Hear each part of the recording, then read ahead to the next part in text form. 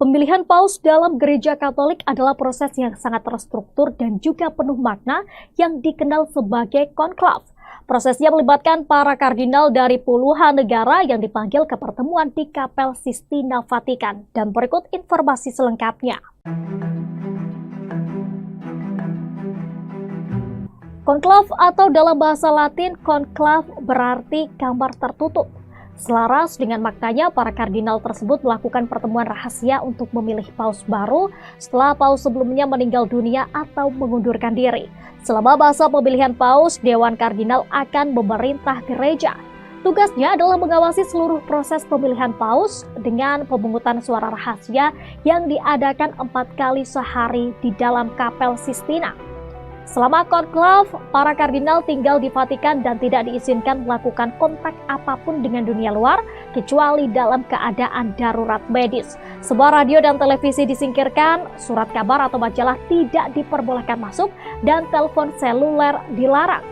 2 orang dokter diperbolehkan masuk ke dalam konklav, serta seorang pendeta yang dapat mendengarkan pengakuan dosa dalam berbagai bahasa dan staf rumah tangga. Semua staf ini harus bersumpah untuk menjaga kerahasiaan selamanya dan berjanji untuk tidak menggunakan peralatan perekam suara atau video. Selama periode ini, sebuah kardinal termasuk para pensiunan akan mulai membahas secara rahasia mengenai keunggulan calon-calon paus potensial. Para kardinal tidak harus memilih salah satu dari jumlah mereka sendiri. Secara teoritis, setiap laki-laki Katolik yang dibaptis dapat dipilih menjadi paus, namun tradisi mengatakan bahwa mereka hampir pasti akan memberikan jabatan tersebut kepada seorang kardinal.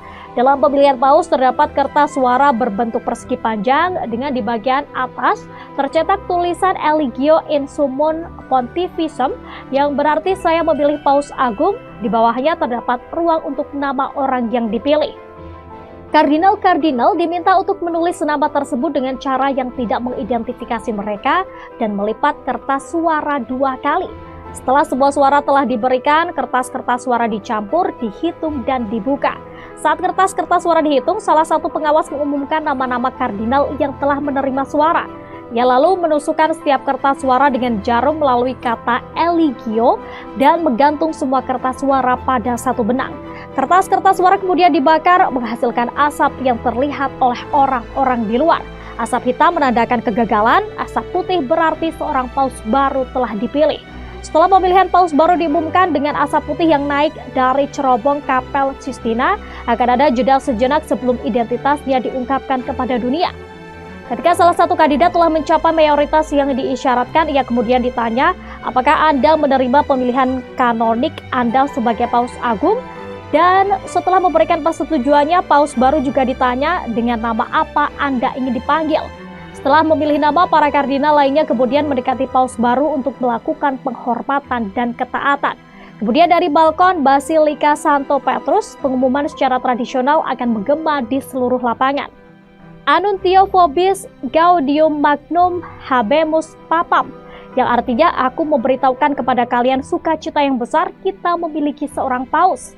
Nama paus kemudian diungkapkan dan paus yang baru terpilih akan menyapa publik untuk kali pertamanya. Setelah memberikan sambutan dengan beberapa kata, paus akan memberikan berkat tradisional Urbi et Orbi kepada kota dan dunia. Kemudian masa kepemimpinan baru paus resmi dimulai.